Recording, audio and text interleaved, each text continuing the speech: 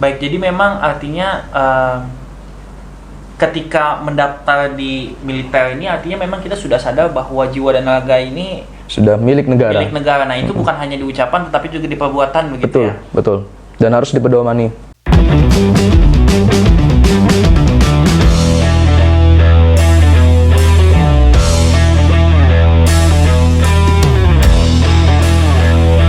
Selamat datang kembali teman-teman, selamat datang lagi di Bincang Inspiratif. Kali ini saya kembali lagi bersama sahabat saya Muhammad Hamida Strifatulis SH.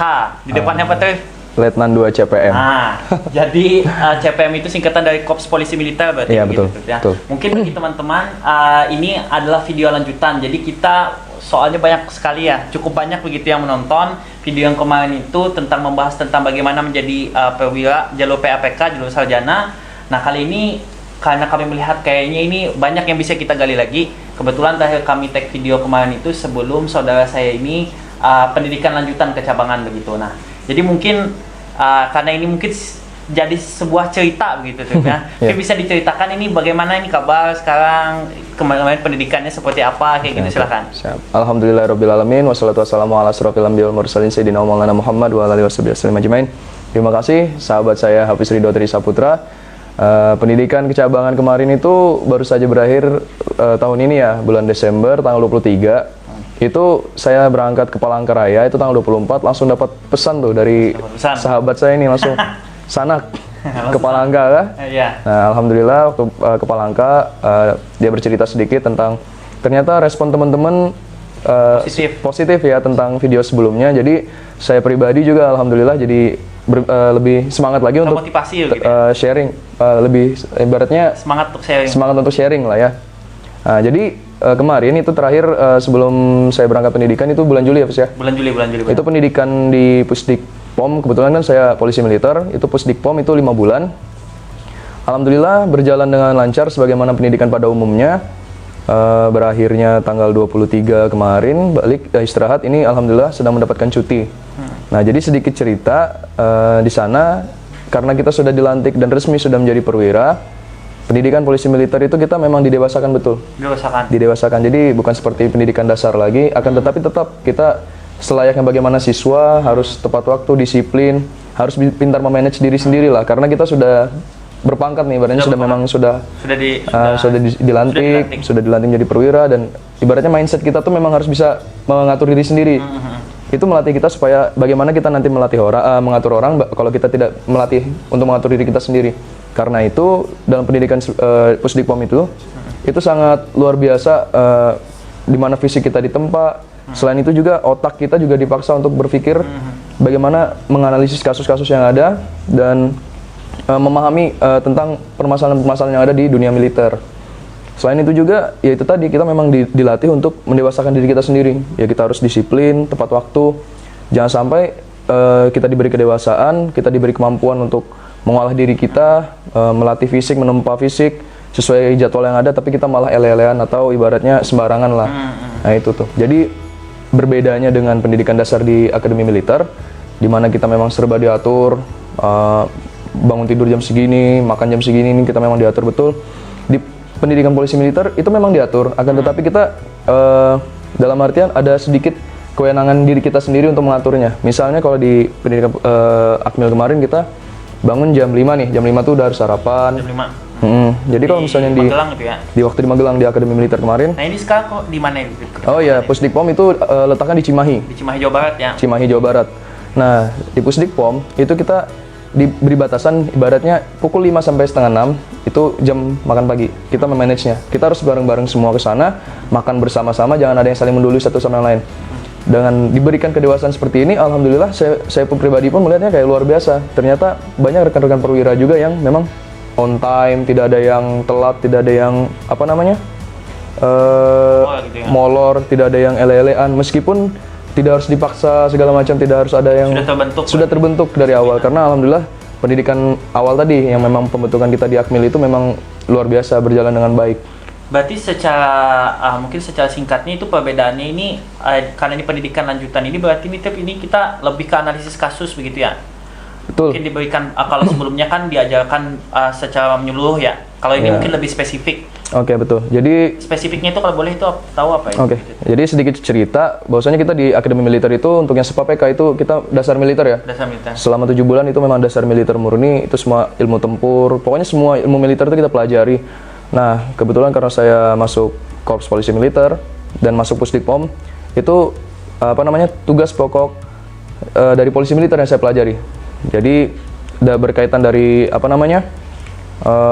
penyidikan yang seperti Litpamfik, Gakumwal, penyidikan, apalagi namanya, Rustahmil, Tuut dan lain sebagainya macamnya itu semuanya pelajari.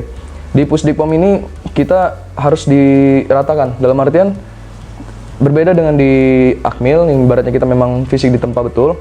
Di Pusdikpom ini kita memang ditempa betul juga, tapi kita harus seimbang dengan otak kita. Nah, jadi tuntutan kita selama di polisi militer itu fisik harus kuat, otak harus cerdas. Nah, jadi yang saya alamin memang kalau kita bilang berat, ya nggak berat juga sih ya, intinya dijalanin aja, dinikmati. Saya bersyukurnya, alhamdulillah karena saya lulusan jurusan hukum ya, ternyata nggak terlalu jauh dengan apa yang saya pelajari di kampus.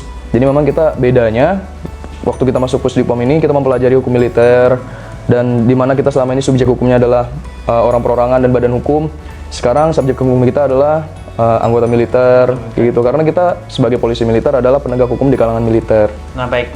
Nah, berarti ada kaitannya antara jurusan ini tuh ya dengan, maksudnya sebagai alumni sarjana hukum ini cukup menunjang begitu ya di SEPA-PK ini. Nah, tapi ini karena ini kita menindaklanjuti banyak tanggapan dari kawan-kawan. Ini betul, sudah lihat sendiri ya video itu banyak diberikan komentar. Nah, bagaimana katanya yang memiliki jurusan lain begitu? Banyak sekali pertanyaan, bagaimanakah kalau aku jurusan ini S1 atau jurusan misalkan D3 dan segala macam. Nah, itu ketika aku sesuai arahan ini ya, aku jawab misalkan mungkin bisa cek di website dan segala macam. Itu mungkin bagaimana itu, Trif? Apakah memang berbeda-beda setiap tahun sesuai kebutuhan atau bagaimana? Oke, betul. Itu pertanyaan yang sangat bagus ya, dan saya buka juga waktu di video itu memang rata-rata rekan-rekan semua bertanyanya permasalahan itu ya, jurusan dan dari D3 bisa atau sarjana atau D4 segala macam ya. Jadi sedikit informasi bahwasanya memang kita sekolah perwira karir ini itu tiap tahunnya berbeda ya. Kebutuhan yang dibutuhkan itu berbeda, di mana misalkan tahun ini kita diperlukan sarjana hukum, ilmu hukum misalnya, ada 20 orang misalnya. Belum tentu di tahun depan ilmu hukum itu dibutuhkan lagi. Karena tiap tahun kebutuhan itu berbeda. Boleh jadi tahun ini misalnya kayak kedokteran banyak, mungkin di tahun depan dokter umum sedikit, dokter giginya banyak, atau boleh lagi tahun depannya lagi teknik sipil lebih dibutuhkan. Jadi memang tidak menentu. Ada yang waktu itu D3 kesehatan, farmasi, tapi tiba-tiba tahun selanjutnya nggak ada lagi kayak gitu. Jadi memang itu sesuai kebijakan dari dari atasan, bahwasanya memang tidak tiap tahun itu sama. Oleh karena itu kembali lagi sih, terus berdoa dan selalu pantau bagaimana perkembangan jurusan apa yang dibutuhkan kayak gitu. Kayak tahun ini kalau nggak salah nih, tahun ini untuk yang regulernya ilmu hukum nggak ada kalau nggak salah. Jadi yang ada itu kalau nggak salah ilmu pidana, hukum pidana, hukum perdata sama internasional kalau nggak salah ya, kalau nggak salah saya lihat tuh. Jadi tahun lalu yang zaman saya itu ada ilmu hukum, saya ilmu hukum, tahun ini nggak ada ilmu hukumnya gitu. Berarti tergantung kebutuhan per tahun gitu ya? Atau mungkin bisa jadi disederhanakan, karena kan ilmu hukum ini dia mencakup umum. Mungkin dia harus spesifikasi, kayak misalnya pidana dia maunya kayak gini, perdata seperti ini, kayak gitu loh. Nah, itu ada yang banyak nanya begitu juga Tip terkait mata, misalkan mata min kayak gitu. Itu seperti apa gitu. Mungkin begitu? Apakah kalau untuk yang ini tidak bisa atau yang lain bisa, atau misalkan semuanya memang mata tidak boleh min kayak gitu? Kalau yang ini lebih tepatnya mungkin lebih ke penilaian spesifikasi dari panitia kali ya. Cuman dari yang saya amati, untuk SEPA-PK sendiri itu mungkin ada toleransinya, terutama mungkin bagi sarjana teknik sama kedokteran kalau nggak salah. Kalau nggak salah saya sempat nanya itu tahun saya ya, nggak tahu kalau tahun ini atau selanjutnya itu ada maksimal dalam artian batasannya itu boleh minus itu 1 katanya. Minus 100 kalau nggak salah berarti ya. Nah, minus 1.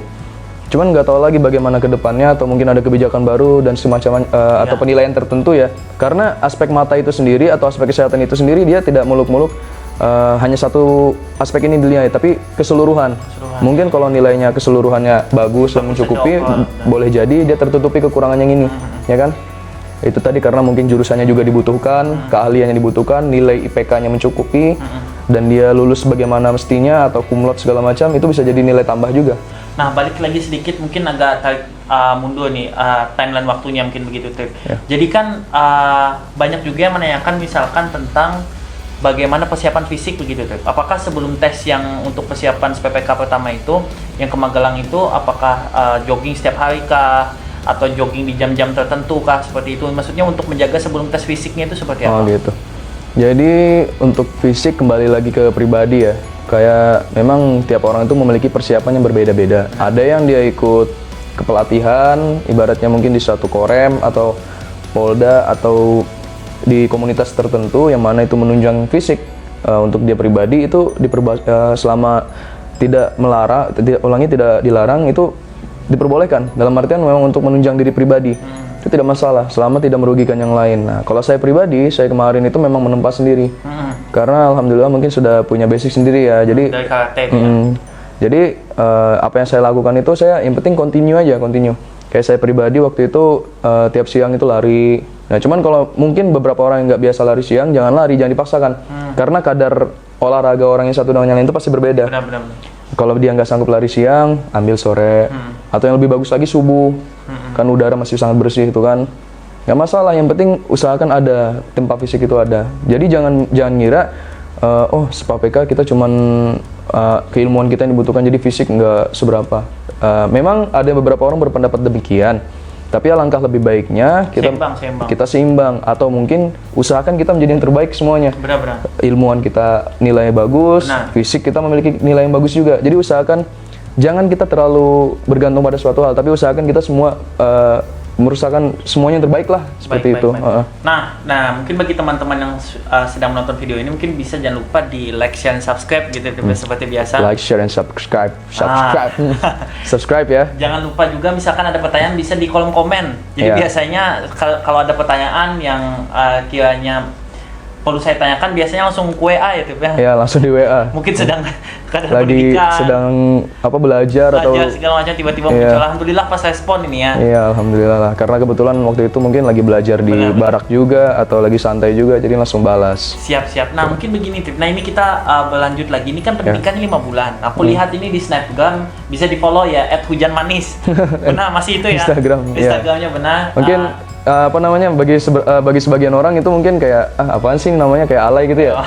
Mungkin hujan manis gitu ya. Cuman saya pribadi memang dari dulu tuh nggak tahu kenapa selalu suka sama hujan.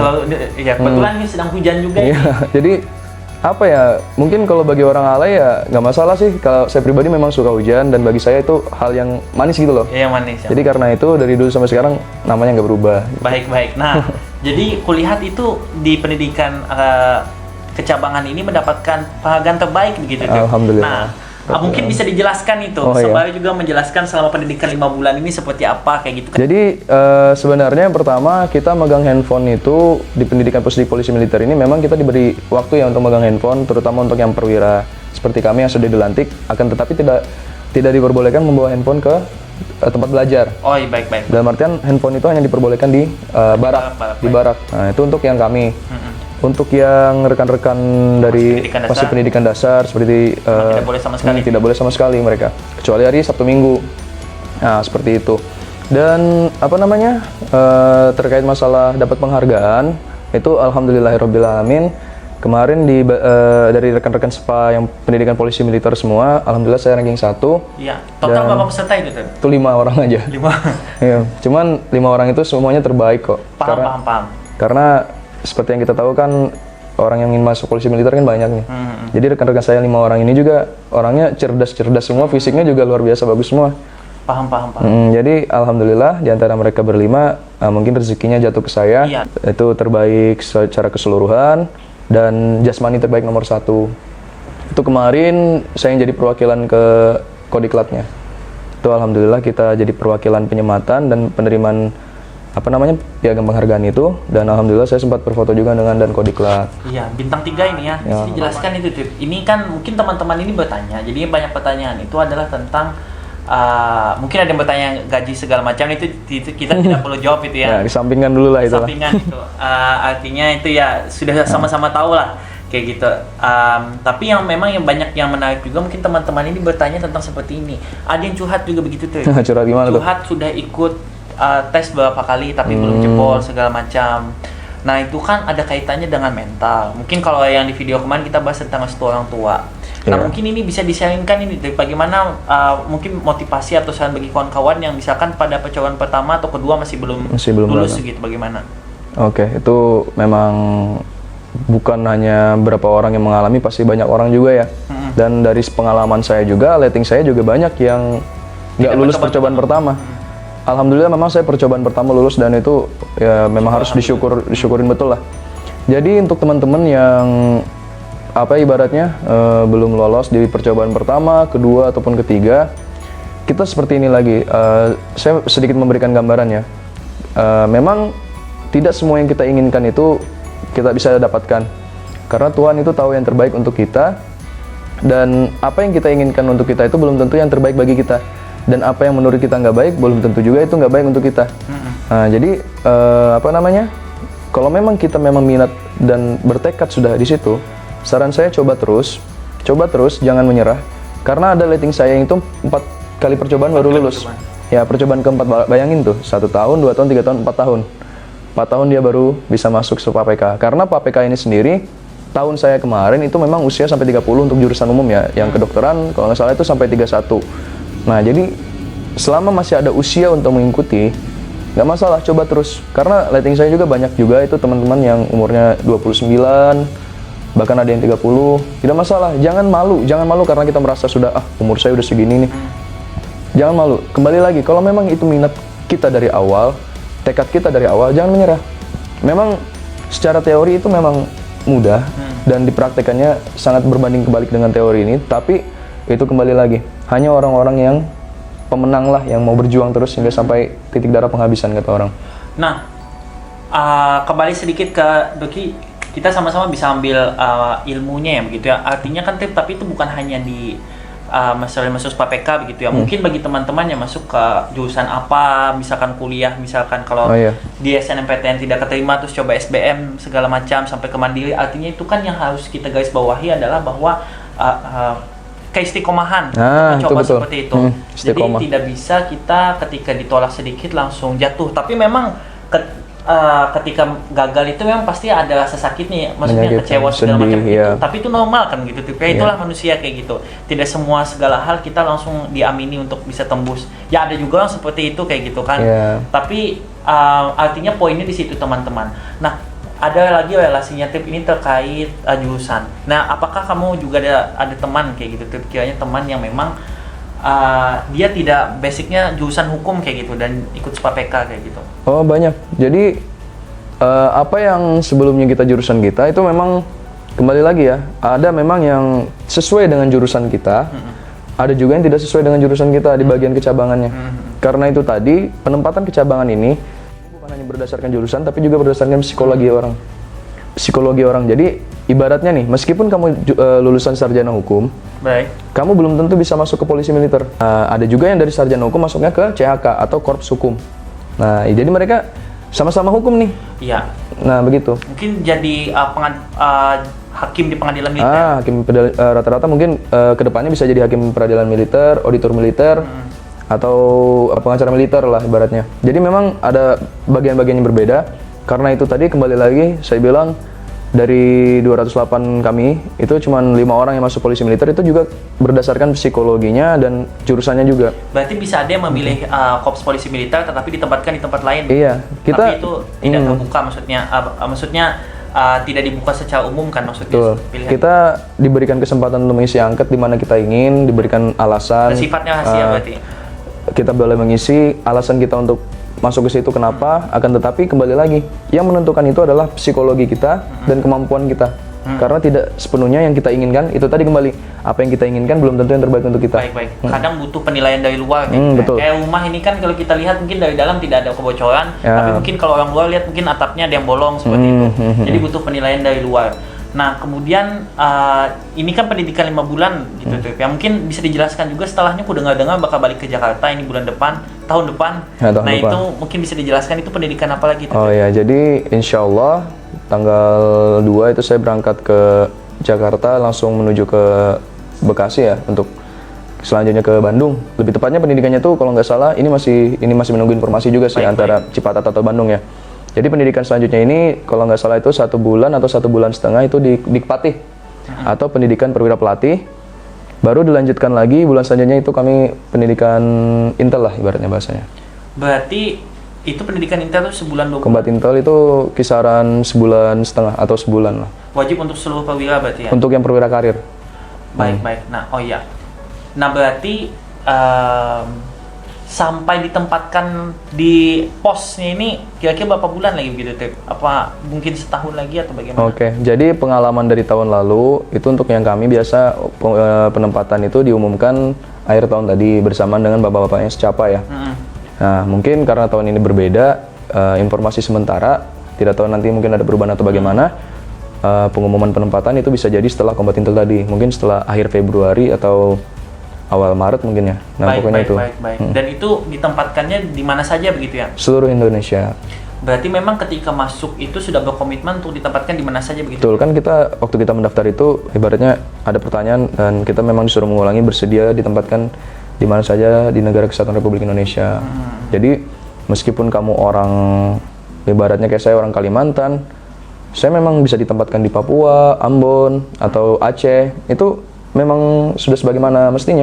Jadi jangan sampai nanti waktu kita ditempatkan di tempat yang tidak kita inginkan, kita merasa menyesal atau apa segala macam, kembali lagi ke diri kita sih itu.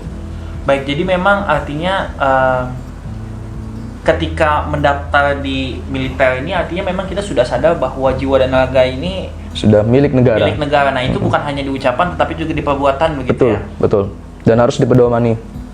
Nah, jadi sekarang mungkin bisa ini agak sedikit berbeda tapi ini ingin menanyakan pendapat begitu tuh.